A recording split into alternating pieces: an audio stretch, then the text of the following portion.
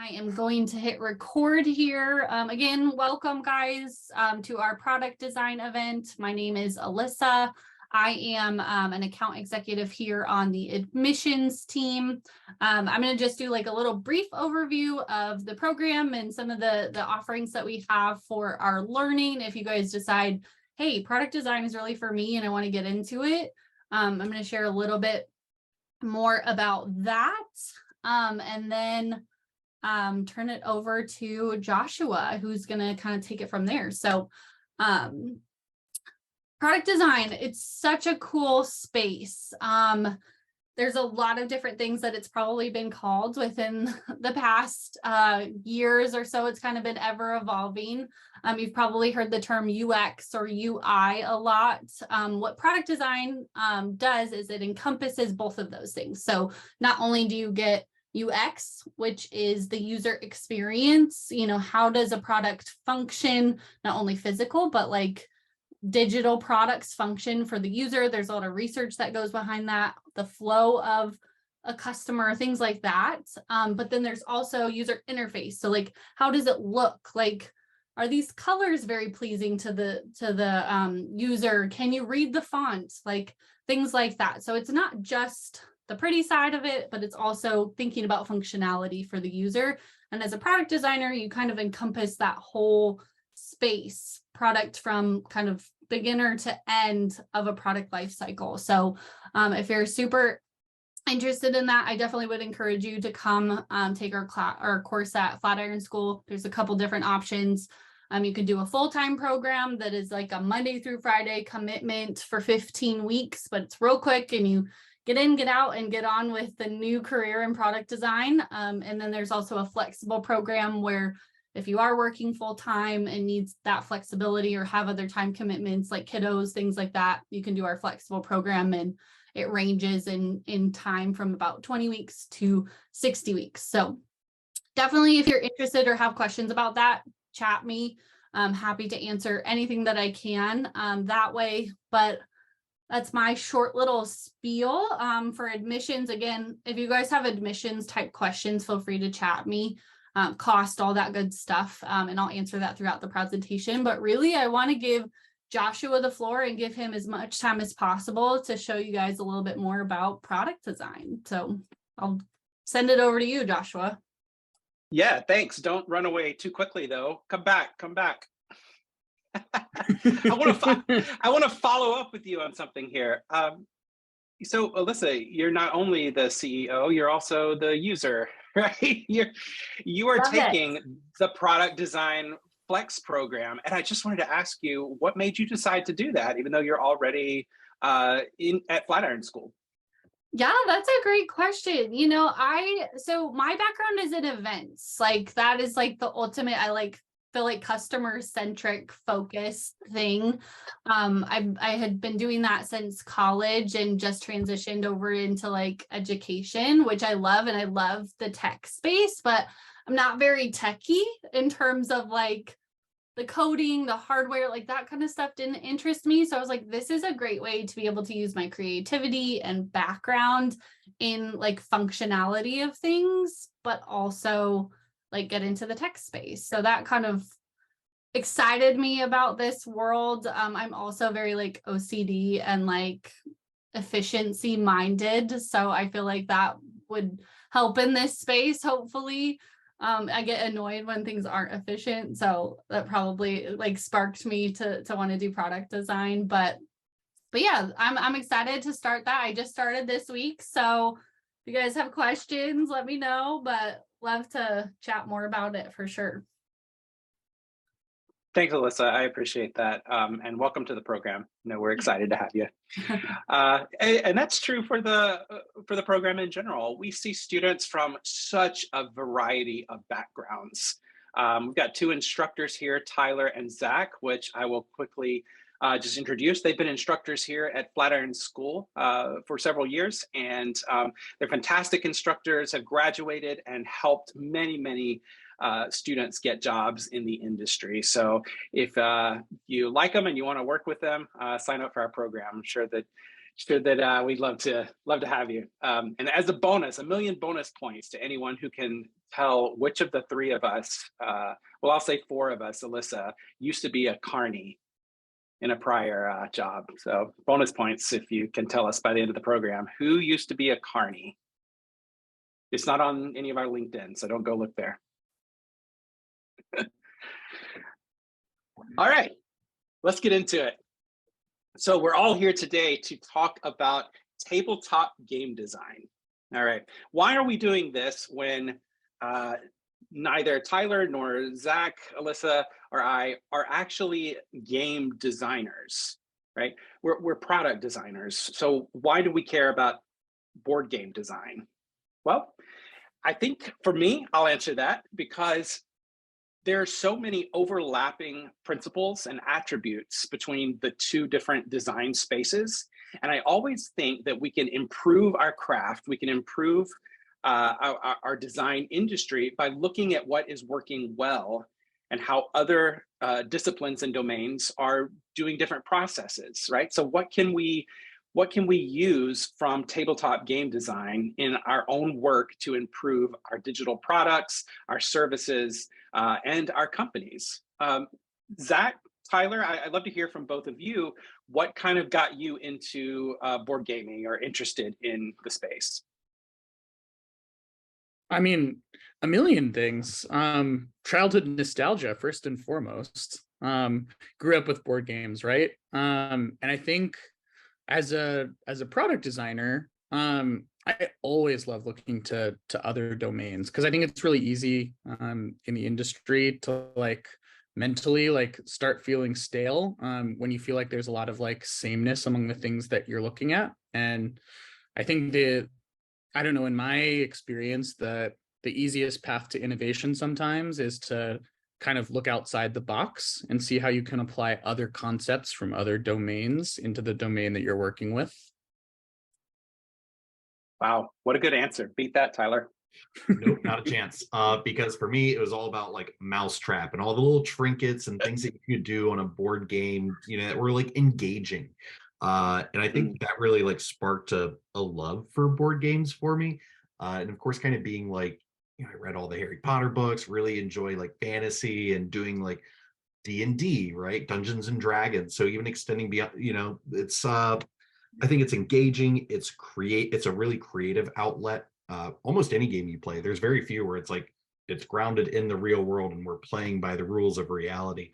So it's a nice kind of release, but it's also all about problem solving as well, right? Yeah. So that's always, and that's what we do every single day. So it's nice to take problem solving skills from product design and what we have to do every single day working on a product and use those muscles in a different way that's still engaging and fun. So yeah. Love that answer. Yes, problem solving. Okay, so I just quickly thought about where is the overlap? This list is not exhaustive, it's not authoritative. Zach, Tyler, maybe you can extend the list before we jump in. But I thought about what are maybe 5 top things that have an overlap between product design and tabletop game design. One is a good understanding of user psychology. Okay, what hooks people? What keeps people coming back for games 2, 3, 4, ... right? What's too much information for people? What's too complex? What's boring? What's too simple? Okay. Number 2, visual design principles. Arguably, I don't know if we could rank these, but arguably this would be near the top. So much about board game design comes down to foundational visual design principles that are exactly the same across graphic design, print media, tabletop game design, product digital design, user interface design, which we teach, right? It all comes down to those foundational principles, understanding color and hierarchy and white space and gestalt principles of visual psychology, all those things, okay? Number 3, I couldn't think of exactly how to frame this one up, but I just tried to simplify it and say exploration and validation. Now, I don't mean exploration in terms of you've got a big board game and you're exploring as a board gamer, as a user. What I mean is if you're developing a design or if you're developing a board game, you are going to take a lot of time to explore possibilities. So some of you may have heard of that infamous design thinking double diamond, right? Put it in the chat if you've heard about that, the design thinking double diamond. What that means is you can think about the exploration space as starting and opening up and going wider, right? You're not putting all your eggs in one proverbial basket. You're exploring all the different options. And then you have a validation space, which is like the closing of the diamond, where it comes together at the apex, okay? And you're narrowing down onto the right solution, on the right game design mechanics, on the right interface principle, whatever it is, right? You're testing and validating. So you got those two opposite sides where it opens and it closes. Yes, thank you. You're putting it in there for me, right? Design the right thing, research and explore, define exactly what it is you're going after, define that problem, develop, test, and narrow down into the solution, okay? I think tabletop game designers use a very similar process. And in my research, just desktop research, by the way, I'm not like writing journal articles about this stuff, but just in looking at game designer blogs, they use a very similar process. They don't call it a double diamond, right? Number 4, an understanding of system mechanics. What I mean by that is you have to understand the mechanics of how games work, just like you need to understand the mechanics of how, let's say, mobile user interface design works. And that comes down to a knowledge of patterns, okay? We teach design systems and design patterns in our school, right? There's a lot of them, but foundationally, you know, you could kind of categorize them into maybe 10, 15 buckets, I suppose, in terms of design patterns, right? And you have different patterns for like mobile design versus web design versus smart TV design, whatever it is. So you've got these principles and patterns for user interface design. Similarly, you have patterns of mechanics in the board game industry space. And we're going to look at some of those in a minute. And number 5 is just the overall user experience. This goes without saying that like over the last 10, 15 years, right? The necessity for an excellent user experience in all products has risen significantly, right? That's kind of why our school exists, because people expect a great user experience. If they're paying $50, $60, $70, $150 for a board game, it better have an excellent user experience. And we're going to look at all of the different ways that a user experience matters in the board game space. Is there anything, Tyler or Zach, you would sort of add to that list or even take away? I think my answer was probably going to be underneath the system mechanics umbrella. Yeah, I think it's super interesting in board game design, right? Like as you articulated nicely, Joshua, like you're asking your user to accept a set of parameters. And for those set of parameters, there's explicit and implicit parameters, both of which we have to think about in like product and user experience design. Is it something that's intuitive? And if I don't understand the rules for any reason, is there a reference for me to look at that's clear and easy to understand, just like a design system? Yeah. Mm-hmm. And I think I would add on to, and it probably falls under user experience, but there's something in product design and user experience that we call information architecture. And information architecture helps us determine like, what is the path that somebody takes from A to B? So if I want to log onto a website and buy a pair of shoes, what does that path look like? So we design that path, but we all know that it doesn't just go one way, right? There's multiple ways that you can go onto a website and buy shoes. Same with a game, right? There's multiple ways that something can happen or that the game can reach its conclusion. And it's up to us as designers to make sure that we've kind of closed all the loopholes. We've thought of all of the ways in which all the outcomes in any scenario and plan for those. And that's something, you know, when you're playing board games, what brings you back to them is there's a lot of different ways to do things, right? So it's also fun to just get far and wide in thinking about like what scenarios exist and how can we plan for those to make sure that the game mechanics stay the same or, you know, stay true to what we want. Those are really good. gonna mute while I cough. Apologies. All right. So let's start at the beginning. What if I wanted to design a board game? How would I go about doing it? Well, being a product designer, I would probably start with a similar process to launching a new digital product. I would start by defining the project. So I might try to narrow in on a purpose. What is the purpose or outcome that I want to achieve with this game? Similarly, what is the scope of the game? Am I looking for a very complex 2 to 4 hour, high player count game, or am I looking for a small card-based 2-player game that can be over in 20 or 30 minutes, right? What is the scope of this? Who am I designing it for? Am I designing it for families, for children? Am I designing for people who play board games once a month? Am I designing for advanced board gamers who play it several times a week and have played for years and years, right? Who is my target audience? I'm thinking about those things at the beginning of a new digital product or a new board game. Also, design principles. Some example design principles I might give myself would be something like depth over complexity, simplicity over fidelity, avoiding rigid narratives, or the best strategist should win, right? These are sort of North Stars that I can aim towards that help constrain my decision space while I'm designing a new product. We use design principles to research and to ideate on new solutions for digital products, design principles for board game design as well. And then requirements and constraints. So examples of requirements and constraints, and Zach was alluding to this earlier, would be like the game mechanics.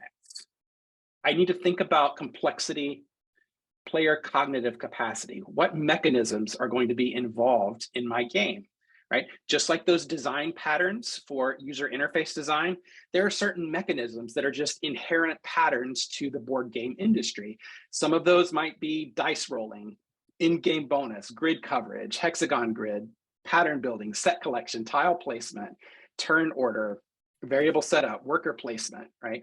These are all common mechanisms that already exist out there. Now, that doesn't mean whether I'm doing user interface design or board game design, that I'm just going to grab that exact same mechanism, apples to apples, and put it into my board game. No, you can innovate off of those mechanisms.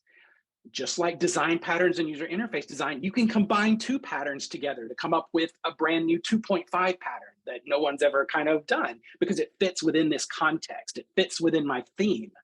That's so cool, right? You have this big space. Patterns are, I have this phrase that I like to use. I call it enabling constraints, which is kind of a thing. Do you know what I mean? Like they're constraints that actually generate possibility. So it's kind of a double thing there. Mechanisms and the innovation that can happen by combining mechanisms or iterating on existing mechanisms, the same thing with design patterns. And then thinking about mechanics and requirements for what happens for solo play. That's been a new thing over the past couple of years, especially since the pandemic started, right? Was so many people were playing board games alone. And so board game publishers started putting in these solo play mechanisms that are just kind of like a brand new thing. And there's actually companies out there that do nothing but take existing board games and then put in solo play rules for people to do. So it's innovating on what's already exists, which is really cool. And then different player counts, right? I mentioned, what if we start with 2? Well, what if we have 4 people? What if we have 6? What if we have 8? You're going to have to think about what rules or mechanics are removed, added, changed for those different player counts.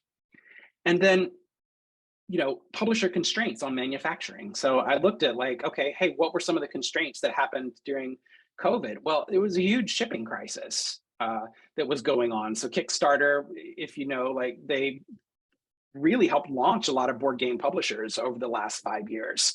Kickstarter has been a huge platform for the board game industry. And the shipping costs that were put into place when the campaign started they were not the same as the shipping costs that happened when the board game actually shipped a year later, right? So there's a lot of negotiation and constraints they had to work through at that point. And then thinking about like board game categories, right? Just like in the design space, we have different categories of products, right? We might have financial tech products, health products, education tech products. We have, mobile gaming. We have productivity software. We've got all these different categories. Same thing for board games. There's all these existing categories that have inherent patterns that are just part of an implicit part of what that category is. Okay, so an example might be for financial tech, right?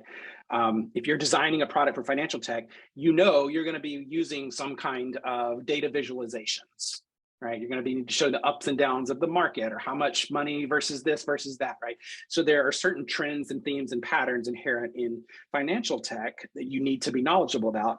Similarly, if I am trying to do a medieval horror game, right, there's just certain things that are going to be there, right? I'm going to be constrained in some of my design choices. There are certain fonts that I am not going to choose if I'm the graphic designer for medieval horror, right, than I would if I was doing something more modern. It's kind of a core part of making something easy, Joshua. Like, we have to, in order for something to be easy cognitively, this kind of goes back to psychology, it has to fit into an existing schema. Doesn't mean you can't create something new, but it's going to be easier if it fits into something we already understand. That's a really, really good point, right? That's another way to say that might be that your users always come with some preconceived notion. We call them mental models, right? About what your app or your software or your board game is going to be like.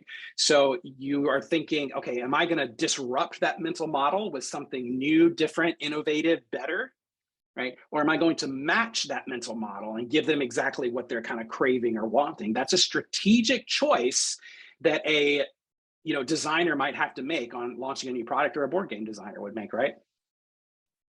Yeah. All right, so I was doing a little bit of my research here, and I found a publisher diary. And he was talking about his whole process for relaunching a 30-year-old game.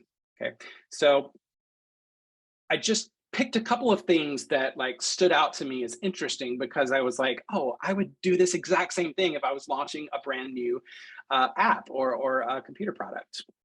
So you can see here on the left, this is the 30-year-old game, and this is the new version of what the designer was working on. Reiner Knizia is a very famous game designer. I think he's got something like 700 games out now. Interestingly, the designer did a SWOT analysis on the old game, Quo Vadis. I'm sure I'm messing that up, but a SWOT analysis, if you don't know, is just taking a product or a service and looking at the strengths S, weaknesses W, opportunities O, and threats T, and then mapping those out. So you can see that he wanted to do a SWOT analysis, strengths, weaknesses, opportunities, and threats, on the existing 30-year-old game, right? This helps him understand what are the areas that he could improve on, right? What are the weak areas of the old game that the designer would then improve on? What are the threats? What are the issues maybe with the old game that could potentially be something that could be a threat to the new game? And then in the designer process, he also did a lot of mood boards, which is something we also use as UI designers when we're trying to determine things like what emotional resonance do we want this game to have, right? What color palettes and themes are we looking to have? What typography? What sensibilities are we trying to evoke in our design work? So he was looking at the map, right? And he kind of pulled maps from other areas to use as a mood board. You can see when they were sketching, this is directly from the artist's notebook. You see all the pictures down at the bottom, and this is the sketched result of the graphic designer combining all of these different elements. And here's another mood board. So they were exploring and iterating on the design for the cover of the board game. And you can see here, they pulled out the different photos that they were trying to evoke. And I love that they just include the notes, right? Notes of Roman columns and architecture, small scenes interspersed in composition, Drew Struzan style composition with lots of portraits and heads stacked up. Old zookeeper featured somewhere centrally, which I guess is this fellow. Has such a cool, like, larger than life feel to it. I love what he created. Yeah.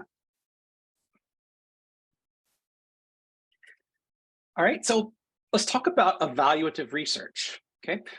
In UX design, evaluative research is, again, that second part of the first double diamond, where you are trying to understand if you're making the right thing, right? Are you headed in the right direction?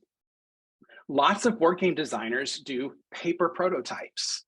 Lots of digital designers do paper prototypes. We teach paper prototyping as a way to explore, right, that exploration part. So this is a game that both Zach and Tyler and I have played. It's called Root. And I managed to find the pictures of the original paper prototype that the creators used. So you can see it's just 4 pieces of paper stuck together with the map. And then all of the player cards are just printouts.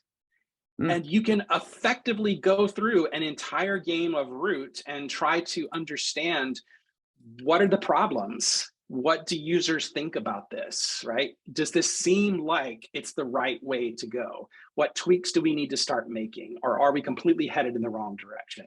You can ask a lot of great questions with this type of prototype. If you've ever done any type of UX, UI product design, you know you want to put you don't want to put in a ton of effort on things until you know that people are happy with what you're doing. It's a lot of wasted effort, right? So we use paper prototyping as a low fidelity way of validating our decisions and evaluating that our choices are good before we continue on down the design path. Yeah, and I just hopping in here too, like, the value of doing paper, it's not necessarily to hammer through, you know, every last mechanic and little detail, but to get a high level buy-in. Like, do we understand the concept that's happening here? And once we get buy-in with that really high level concept, that's where we can begin to get more narrow, right? So a lot of times we don't even need to have color or anything like that involved just to even communicate, hey, this is the general idea that's happening. So yeah. Anyways, just jumping in. Yeah, 100%. It depends on what you're trying to understand by doing that prototype and that test, right? And defining that, and I've got it over here in a quote in just a minute, defining that, answering that question before you actually run these tests is just as important with board game design as it is for digital design, right? If you don't know what questions you're asking, what you're trying to understand, if you don't have goals defined for these tests, you're all over the place. Am I trying to understand colors? Am I trying to understand information architecture? Am I trying to understand, like, the core mechanics? Do the core mechanics work? Does the game at a fundamental level interest people? Okay, so you got to know what questions you're trying to answer before you just start putting things in front of people, whether it's a board game or a digital design. Oh, here's my quote. This is a board game designer. And you could just as well substitute a user interface designer for this. You cannot start a playtesting session without knowing what you are testing. You must know exactly what you are checking that day, what question you're trying to answer. So in our formative concept testing, it's just a kind of fancy way of saying playtesting session, right? For a board game, or we might say formative testing, or early concept testing, or concept validation for digital design. But your goals are really like honing in and scoping that target audience, right? Making sure you're putting your game in front of the right people that are the actual target audience. Why would I put my game, why would I test my game in front of someone who's never played board games before, right? If I'm trying to launch a big, huge strategy Euro game, right? So there's a complete mismatch there.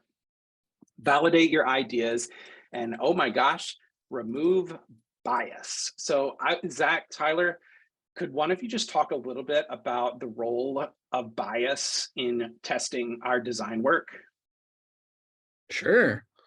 I think it's really, really hard, like if not impossible, as a designer to, without actually like seeing someone interact with your thing, or actually going out and interacting with the thing that you've made, to imagine the problems that someone might have using it. I think many times, like, we end up designing for ourselves without realizing it. It's like kind of the most common and the most cardinal of sins that I see designers making. And it's so important to be constantly aware and interacting with that bias, and making sure that listing out what our assumptions are, and we all make them. Having assumptions isn't a fundamentally bad thing, but I think about the quote that's up here from Ignacy. Even something as simple as listing out what your assumptions are, so that you can be aware of what biases you're bringing in, and either validating or disproving those biases can be really like valuable when you think about going into a testing session, whether it's an app that you're testing, a smartwatch, or a board game. And I think that also speaks too to how important it is to test with a diverse audience, right? To get as far and wide as you can that still meets your target audience parameters, right? Because we want people with different experiences than us to validate or invalidate our ideas or our concepts, because they're probably seeing it through an angle or through a perspective that would never even occur to us because of our own experiences. So product design, no matter what the product is, bias is something that we need to account for when we're designing, when we're testing. And even when you're still asking yourself, like, where are assumptions exist that I wasn't able to test for, right? So it's it's a big topic, big subject. Just like doing usability testing, we would group that under kind of two broad categories. You could do moderated or unmoderated testing.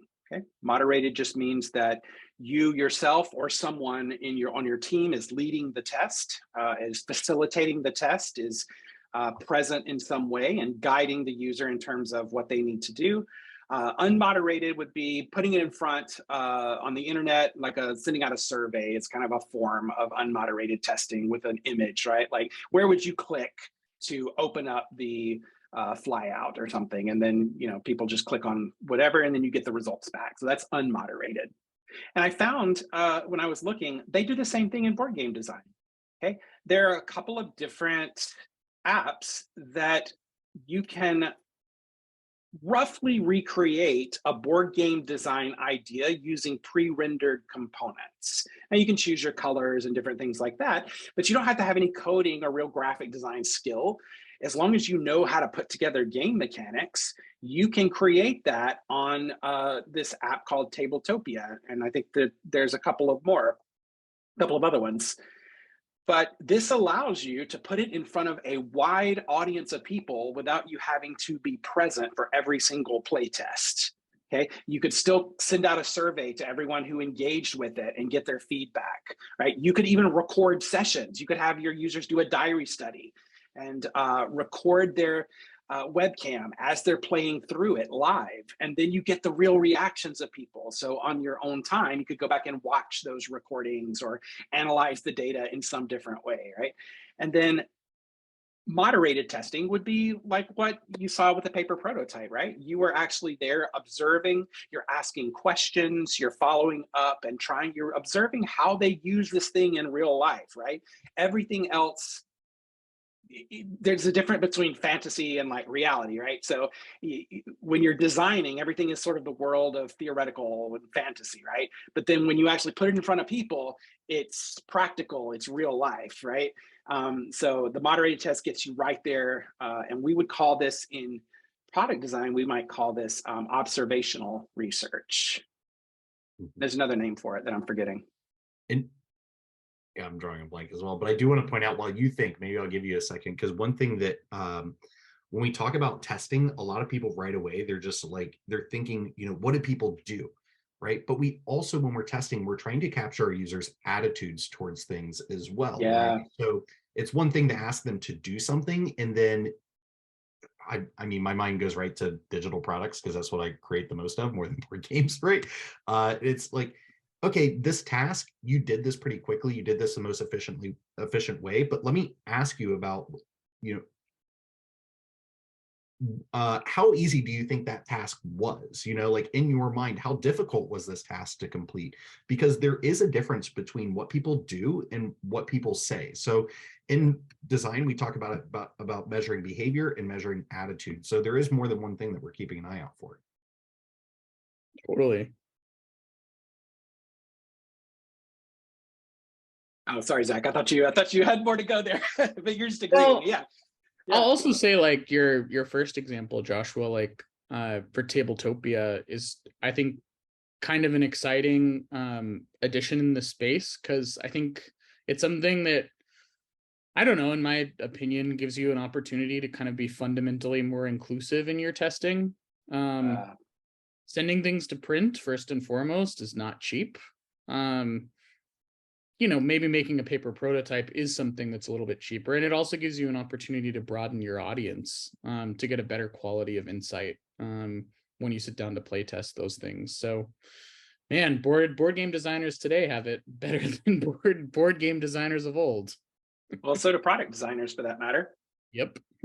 I mean, look at the software I'm using right now. Well, but I want to just like dig a little bit into what you said there. Be more inclusive, and I want to extend that and talk just a minute about accessibility here. Okay, for spaces like Tabletopia, what does that open up for people who maybe have like web accessible interfaces and devices, right, that could not use a big board game, that maybe do not have either the cognitive capacity or the physical ability to set up a huge board game, right? So I think this opens up like a more accessible space for people. And I don't know, but I hope that the board game industry like takes advantage of that and uses it for good there. Yeah, absolutely. I mean, there's some incredible board games that I'm sure people either can't play or struggle to play for the simple reason that they don't have a table big enough in their home. Yeah. Mm-hmm. And that was something that, like, I was even thinking about in the back of my mind when I was talking about bias, like when you're testing with an audience, to test with people of different abilities as well, right? To make sure that when people are actually able to use that thing. And the great thing about doing that early on in a product and when doing product design, there's a phenomenon called the curb cut effect, right? On curbs, there's that little dip so that wheelchairs can get up onto the sidewalk. Well, if we design for that accessibility need, it's not just people in wheelchairs who use that. It's tourists with luggage, older folks who have a hard time making that step up onto the curb. When we design with accessibility in mind and we account for accessibility early on, we make that product better for everybody to use. Very few times, I'm having a hard time even thinking of a time where we design for accessibility and it actually makes the product worse or harder to use for other people. So anyways, just throwing that snippet in there since we dropped accessibility into the conversation. Yeah, no, I love it. That's absolutely true. Contextual observation is the thing that I was trying to think of earlier. All right. So what kind of data are we collecting in our research, or what potentially could we collect for like board game design? It's very similar between usability studies, like proper usability studies that we teach, and then a data collection effort for a board game. Quantitative and qualitative data, right? Quant are going to be your numbers, your hard numbers, right? Qualitative are going to be more of the attitudinal things like that Tyler was talking about. So quantitative data would tell us something like, how much time does it actually take to set all this up in a board game? That's a real thing, right? Like it's a real thing to take a lot of time. How long does it take to teach? What's the average length of a game? What's the average time between turns? Like paralysis analysis is real. Players get frustrated when there's one person who takes like 5 minutes every turn. Like, are you designing for that? Are you designing the user experience of everyone involved, right? cognitive capacity, and I don't necessarily just mean someone with a diminished cognitive capacity or executive function. I just mean like we're not all expert strategists for board games. And so if you have a mixed group, like, right, do you have some type of player aid that's going to help someone who's not as used to this type of game? So what's the average time? The shortest and longest decision time. Measuring satisfaction at the beginning of the game, in the middle of the game, and at the end of the game, right? It's not that much different from doing like a net promoter score survey, right? Like on a scale of 1 to 5, 1 to 10, you know, how satisfied do you feel with your experience so far? How much time it takes to reach a... Oh, sorry, Joshua. No, go for it. I was just gonna say, I'm really glad you brought up mixed user groups in board game design, because I don't think I've ever been in a room with a completely homogenous user group when sitting down to play a board game. We all just finished the holidays, right? Where there was probably a time when someone wanted to reach for a board game, and people's level of bandwidth is different, right? Based on age, you know, sometimes cognitive ability, and sometimes just interest in board games, period. Yeah, but that's the same thing for the software that we use. I think about like my teams here at Flatiron School, like we all use Slack in different ways. Some of us might, I don't really like the word power user because that implies some sort of like, I'm qualitatively better at using Slack than you. It's not about that, right? But like there are just certain ways that we use of our software that are different according to different things. Some people like just use it for messaging. Other people automate all kind of things and script automations, and other people do all this like interesting things with Slack and integrate other software into Slack so they get notifications every time they get an email or a ticket or whatever it is, right? So it's the same with software. And so, yeah, testing with that diverse user group, whether it's a brand new user, someone who's very versed in it, or someone who's been using it for years. Qualitative data. What kind of questions do we tend to ask users when we do this testing? Again, remarkably similar. What was your favorite part? What was your least favorite part? Does it feel satisfying? What strategy did you take? What were you thinking when you made that choice, right? Like Tyler said, did it feel easy? It may have looked very, very complicated to me, but inside the user is thinking like, oh, this is easy. Just there's something else going on in my mind that, you know, made it seem hard, but actually it was quite easy. Did it feel too long, too short, just right? What about user agency? Could you make your own choices, right? And that's something that UX designers especially juggle a lot, is how much choice do we actually give users? A lot, a little, in the middle?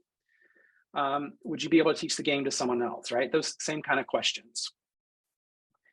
Okay, so I feel like I've hit this pretty hard, but I really like this. Build your design process around playtesting. Everything else is TheoryCraft. And I underline that because I don't think TheoryCraft is a real word, but I absolutely love that word. And I'm going to be using that here at Flatiron School because it really, really says the difference between, theory and practice, right? In theory, when we're designing these like cool digital things, everything is awesome. It's pure TheoryCraft. As soon as you put it in front of users, it's like you're in a boxing match sometimes, right? Like, I just, they don't understand. They don't understand my awesome designs. All right. So I want to talk a little bit about the visual design. And I'm actually going to move quite quickly through this because I myself could get bogged down in this, for like hours and hours and hours, because the visual design and the graphic design of today's board games is just extraordinary. Especially in the last 10 years, you're seeing more and more. But I wanted to say, okay, well, what are like the common visual principles that we use in user interface design and we also see in visual design? Well, some of the low-hanging fruit would be something like a very consistent color pattern. Board games, just like our software, has exploded in complexity. Okay, you can do more, you can explore more, it takes longer, right? You can play with it longer. So if you look here at this one, this design here, there's tons and tons and tons of components and cards and elements and things going on, but it's a very limited color palette. Okay, there's not a lot of color happening here. And it's an intentional, consistent choice because color means something, whether it's in your user interface or whether it's on a card in a board game or a space that your character is moving to. The color needs to mean something. It's a design element with inherent meaning. So you can see here how the cards coordinate with those different colors, and there's a meaning there. Same thing for the iconography. With board games in particular, because you have such a limited amount of space, right? Whereas with digital stuff, you can kind of you have an infinite canvas almost, right? You can hide away things very easily. It doesn't bother anybody, right? But what we have as a limitation and a constraint is that cognitive load, okay? So cognitive load is a constraint on both board games and digital design, whereas physical space is only a constraint in board game design, okay? Not digital design. So that cognitive load tells us that we need to be really intentional and smart and have our iconography be really, really clear. The meaning needs to be consistent and clear throughout the entire game, okay? Because you don't have the space to put a ton of text or images everywhere. So you use the iconography as a shortcut, a mental reminder and shortcut to your users that this is what you can do or this is what that means. Go ahead, Tyler. I was going to say, which is also very testable, right? Yeah. Absolutely. And then I just pulled some examples of some of today's board games, and you can see how rich and amazing and complex like some of these design spaces are for board games. This is a board game called Weather Machine. And what you see is even though there's a ton going on, it's still a very limited color palette. There's only a couple of primary colors that are used over and over again, or there's like shades or variations on that color that have some type of correlation or meaning. Let's see, what's another one? Here's another one by the same designer called Lisboa. Again, very tight, limited color palette, even though very complex, it's still clear, right? You still see, talk about like information architecture and those Gestalt visual principles of like grouping and attraction and all those things. You can still make sense out of it. The design of this is actually quite good because you can still make sense of the board, even though it looks very, very complex. And a zoomed in view like this shows you how like complex and tight that design is. And think about all the design choices that had to go into doing this. By the way, there's a nice like parallel too between like user interface design and board game design, because the color is like suggesting to the user, even without opening the rule book, like how some of these elements can be used together. yes. Mm-hmm. Using color to create categories, right? So all red things mean this, or you use color to create separation on the board. This is this section, this is this section, right? Same stuff that we get in interface design. I agree, Zach. Yeah, or interactivity, right? Like you see the big, bold, standout primary colors tend to be something that you can like interact with. Just like a button, we would craft a button or a call to action in a primary or secondary color to do the same thing. I was going to make another point, Zach, to extend what you were saying. There's a correlation, or not a correlation, that's the wrong word, but just like we have UX and UI, board game design has developers and designers. The board game developer is often akin to the UX designer. They are the ones creating all of these mechanics and system with how it works. Okay, that's like the UX designer, the board game developer. Board game designer is usually responsible for the graphic design, to color, the typography, all the stuff that we're talking about here. And this is true for all these games with like beautiful, fantastic art. So if you're sitting in here in this session and you're like, I could never create this, I'm not a graphic designer, I'm not an artist, neither am I. I would never be able to execute something like this. No, I would work with a designer, to do it. Like a UX designer might work with a UI designer. I just want to point that out. Yeah, again, beautiful saturated colors, but a super limited color palette on these. Uh-oh. I think I accidentally closed my file. Hold on.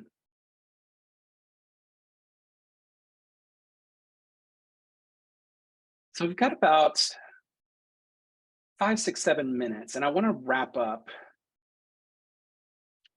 what I can do is I'll send out this Figma board for all of you. So I have some other notes here about like, I just grouped it under UX-y stuff, right? Like what are the UX things that board game designers need to think about? And I put on things like onboarding, right? UX designers think about how users learn the product. How do you learn how to use this new software for the first time? How do we guide you through that experience? So just like that, tabletop game designers have to think about the documentation, the initial unboxing. What is the first play experience like? Support is a big thing. What happens if someone loses a piece? How do you communicate with your users? I pulled this example that I thought was so cool from this board game publisher.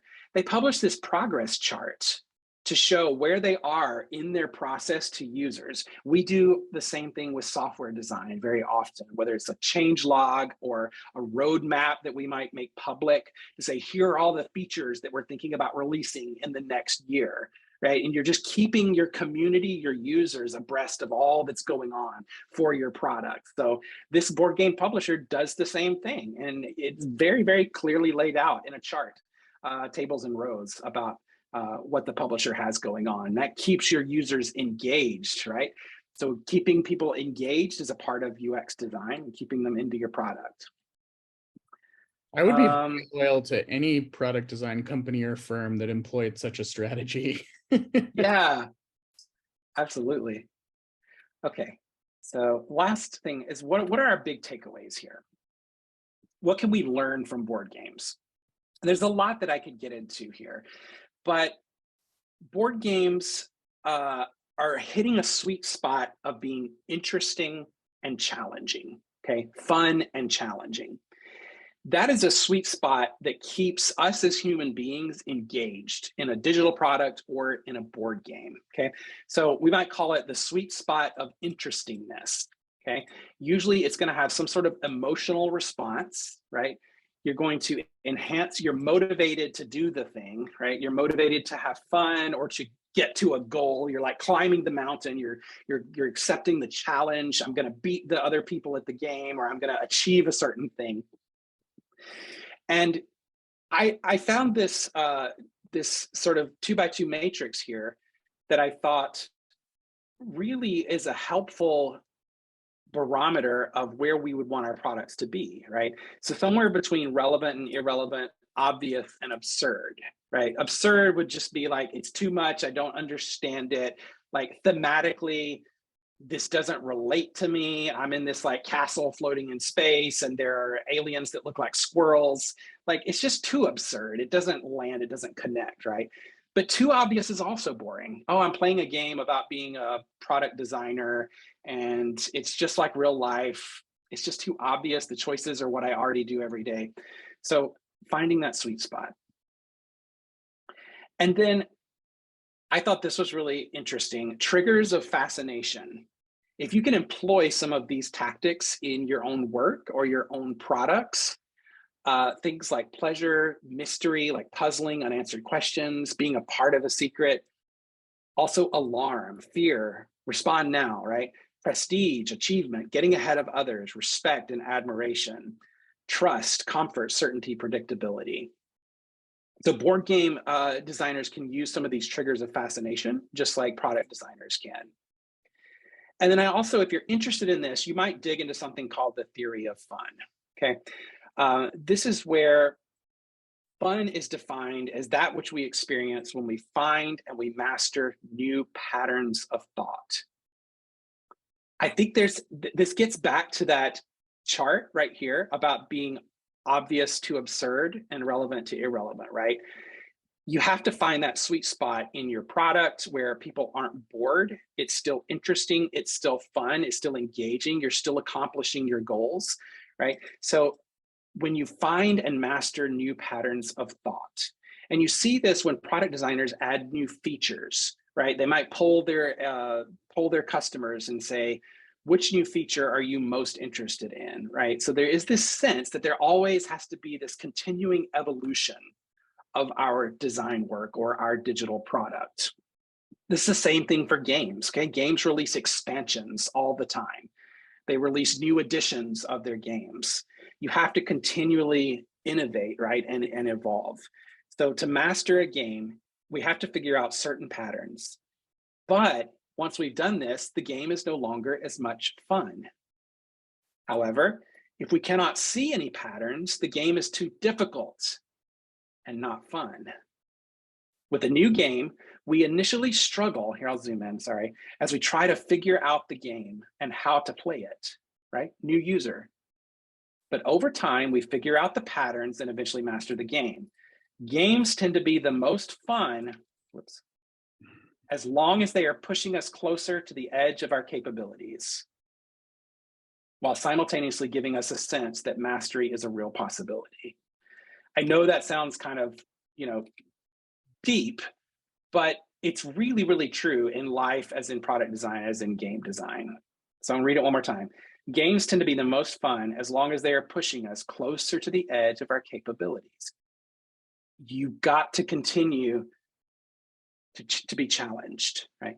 While simultaneously giving us a sense that mastery is a real possibility, but always a little bit out of reach, right? Like that's how you keep people. It's a possibility, but it's not going to be easy. And this theory of disrupting the fun, okay? So this is the answer. I think this is really interesting. I found this chart. Disruption is the answer to boring, okay? When you've mastered the pattern of thought, whether that's a game or a digital product, when you've mastered the pattern of thought, you're bored. You're like, I conquered it. I've been there, I've done that, I get it. So how do you continue to engage, right? This maps to engagement for marketing or for product designers or whatever, right? Engagement is what everyone wants more engagement for their products. So how do you disrupt things in an appropriate way, right? That keeps people from being bored. So here's the answer to that. Like games, to gain an understanding of a subject or topic, we need to find patterns. If we're fascinated with a topic, we have fun looking for patterns. Helps us see connections, compress the information, try out new ideas. Once we find the patterns, we've mastered the subject and it becomes easy. So how do we do that? Disruption. But we as designers often resist it because it takes energy and suggests we are at least partly wrong. But interest can remove much of the resistance and makes us more willing to incorporate new ideas into the knowledge structure. So here's what it comes down to. When something is interesting, it is more likely that we'll want to continue to engage and broaden our understanding, okay? So this is, to sum it all up, to kind of wrap up neatly here, this is why I run these episodes like this, where we're looking at other areas that have some sort of overlap with design. Because the question is, what is interesting about tabletop game design, about music theory, about quantum mechanics, about whatever the thing is? What is interesting? And what can we use in that interesting domain to bring back over to our design work, okay? So that's sort of the whole wrap up of why we look at board games today and why we had this conversation. So thank you so much for attending. I hope it was fun. I hope it was at least stimulating and it made you think about some new things in a different way. So I'll kick it back over to you, Alyssa, if you have any wrap up. Yeah, thanks so much, guys. And thanks so much, Joshua, for sharing that with us. I'm sure some people learn some new things, which is always fun and exciting and interesting, like you mentioned. So definitely love that you guys joined us. We will send out a recording for this too. If you've missed any of it, it should be with you about 2 to 3 days or so. So be on the lookout for that. Check it out on YouTube as well. We usually post those sessions there too. I'm also going to drop in the chat if you guys want to chat with admissions or have questions about product design and maybe jumping into that career. Feel free to connect with us, but we will hopefully see you in the future. Bye, guys.